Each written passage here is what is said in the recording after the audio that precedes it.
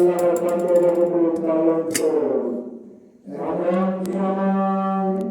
এমন সময় 4টা বেজে 10 মিনিট। আজ শেষ সময় 4টা বেজে 49 মিনিট পর্যন্ত।